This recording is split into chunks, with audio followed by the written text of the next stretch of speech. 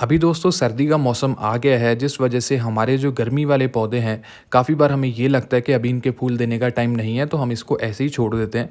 पर ऐसा नहीं है, इनमें से कुछ पौधे जैसे बोगनविलिया का प्लांट रहता है, इसके ऊपर जो फूल हैं दिसंबर तक खिलते रहते हैं।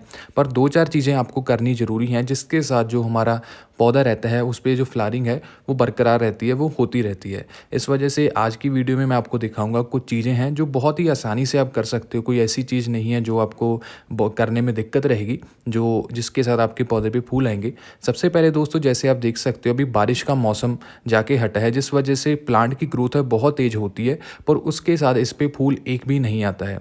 फूल आते हैं पर बहुत कम आते हैं जिस वजह से हमारा पौधा बिल्कुल खाली लगता है। इसलिए हमें इसकी प्रूनिंग करनी पड़ेगी।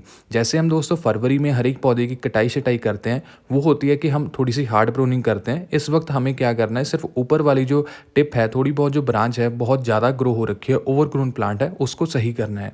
इन दोनों में अंतर जान लीजिएगा, जो हम फरवरी में करते हैं, वो हार्ड प्रूनिंग करते हैं, जिस वजह से हमारा पौधा है और ज़्यादा अच्छे तरीके से ग्रो करेगा। पर अभी हमें सिर्फ़ सॉफ्ट प्रूनिंग करनी है, ऊपर वाली जो टिप्स रहती हैं, वही हमारे पौधे की कट करनी है।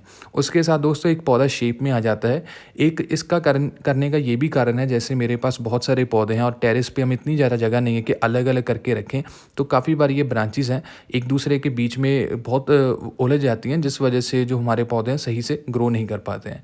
इसीलिए मैंने एक शेप में रखने के लिए इसकी प्रूनिंग करी है। मैं हर 1 साल 2 बार इसकी प्रूनिंग करता हूँ। उसके बाद दोस्तों सबसे मेन चीज़ आती है कि हम इसके ऊपर फूल कैसे ले पाएँगे, क्योंकि प्रूनिंग करने के साथ खाली फूल नहीं आएँगे। हमें पौधे को जो फूड वगैरह भी, जो उसका न्यूट्रिशन वगैरह है वो भी पूरा करना पड़ेगा, जिसके साथ हमारा पौधा खुश रहेगा, एक तरह का आप कह सकते हैं, जिसके साथ हमारे पौधे पे जो फूल हैं दोबारा से आ सकेंगे। तो पहले आपको सिंपली जो आपके पास कोई भी खुरपा वगैरह उसके साथ गुड़ाई करके जो ऊपर वाली मिट्टी है, 1 डेढ़ इंची आपने मिट्टी है निकाल लेनी है। ये निकालने के बाद हम सभी जो चीज़ें हैं इसकी रूट एरिया के आस-पास डालेंगे। पर याद रहे कि जड़ों के आस-पास की मिट्टी निकालनी है, जिसमें जड़ें हैं उसको नहीं निकाल कर बाहर फेंक देना है, जिसकी वजह से जड़ों को हवा लग सकती है। इसकी सराउंडिंग में जो भी है मिट्टी उसको आप निकाल लें। यहाँ पे दोस्तों मेरे पास ये जो है इसमें मिश्रण है, जैसे मिक्सचर है। मैंने 60% काऊ डंग कंपोस्ट ली है, 40% जो हमारे पास होता है नॉर्मल गार्डन सॉइल होती है, जो नई मिट्टी रहती है, मैंने उसका प्रयोग किया है। जब भी मैं पौधे में नई मिट्टी डालता हूँ उसके साथ मुझे बहुत अच्छा रिज़ल्ट मिलता है। उसका कारण ये है, जो पुरानी मिट्टी है उसमें जब हम पानी डालते हैं धीरे-धीरे से उसमें न्यूट्रिशन बहुत कम हो जाता है और पौधा अच्छे से ग्रो नहीं कर पाता है। दूसरी दोस्तों हमारे पास जो चीज़ है ये है रॉक फॉस्फेट। रॉक फॉस्फेट दोस्तों हमारे पौधे को फॉस्फोरस जो जड़ों के लिए बहुत ज़्यादा ज़रूरी रहता है, वो देने के लिए मदद करेगा। ये जो है हम जड़ों के आस-पास डालेंगे। अगर हमारे पौधे की जड़ें स्वस्थ रहेंगी, उसमें जो बढ़िया तरीके से ग्रोथ रहेगी, आपके पौधे की न्यू रूट्स बनती रहेंगी, तो आपके पौधे पे बीमारी भी कम लगेगी और ग्रोथ ओवरऑल बहुत बढ़िया रहेगी। तीसरी दोस्तों हमारे पास जो चीज़ है ये है एप्सम सॉल्ट। एप्सम सॉल्ट दोस्तों काफ़ी लोग मिक्स करके अपने liquid as a liquid fertiliser भी देते हैं या फिर फॉइलर स्प्रे भी देते हैं, पर मैं इसको मिट्टी में भी डालता हूँ। इसके साथ दोस्तों हमारे पौधे में अगर पीलापन है या मैग्नीशियम की कमी है वो सभी पूरी हो जाती है और साथ के साथ आप देखेंगे हमारा जो प्लांट है वो स्वस्थ रहेगा। आपका अगर प्लांट है बुशी चाहिए, जैसे उस पे ग्रीन ग्रोथ भी बढ़िया हो, तो मैग्नीशियम सल्फेट जो होता है, एप्सम सॉल्ट है, उसका आपने सिर्फ 3 से 4 ग्राम एक गमले के लिए लेना है या फिर इसको पानी में भी मिक्स करके दे सकते हैं। तो ये सब चीज़ें दोस्तों हमने कर ली हैं और ऊपर से जो हमारे पास थोड़ी बहुत पुरानी मिट्टी थी वो भी मैंने डाल दी है और जो बीच में रूट सेक्शन है उसके आसपास हमने सभी न्यूट्रिशन वगैरह फर्टिलाइज़र वगैरह डाल दिया है। इसके बाद दोस्तों जब आप पानी डालेंगे वो सबसे पहले चेक करके डालिएगा। अगर आपके पौधे की मिट्टी पहले से ही मॉइस्ट है तो ऊपर से बहुत कम पानी डालिएगा, अदरवाइज़ आप अच्छे तरीके से इसको पानी दे सकते हैं। और जो हमारा बोगनविलिया का पौधा है ये ऐसा प्लांट नहीं है जिसको बहुत ज़्यादा केयर की ज़रूरत है कि आपको हफ्ते में 2 या 3 बार तो इसको चेक करना पड़ेगा। सिर्फ आपको इसके बाद पानी डालना है और वेट करना है आपके पौधे की ग्रोथ कब शुरू होती है। तो इसके साथ ही आप देख सकते हो हमारा जो प्लांट है अभी दोबारा से फूल देने के लिए तैयार हो गया है और लगभग इसको थोड़ा सा टाइम लगेगा, 20-25 दिन लगेंगे, जिसके साथ आपको इसमें बाद में ब्लूमिंग देखने को मिलेगी। पूरी धूप में ही रखिएगा। जो हमारा ये जो प्लांट है इसको पूरी धूप में ही रखा जाता है, जिसके साथ आपके ज़्यादा बढ़िया तरीके से फूल आते हैं। अगर आपने कोई बड़े गमले में इन पौधों को लगा रखा है उसमें आप इसकी ज़्यादा अच्छे से ग्रोथ ले सकते हो। मैंने 8 इंची का पॉट है इसके लिए चूज़ किया है, जिसमें जो ग्रोथ है वो आपके सामने है।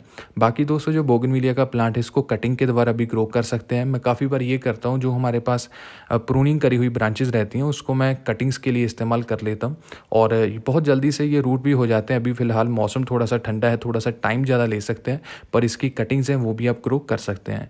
और इसके ऊपर फंगीसाइड लगाना चाहे लगा सकते हैं जहाँ पे भी हमने टिप से कट किया है। अदरवाइज़ ये जो प्लांट है बहुत हार्डी है, इसको फंगस वगैरह जल्दी से नहीं लगती है।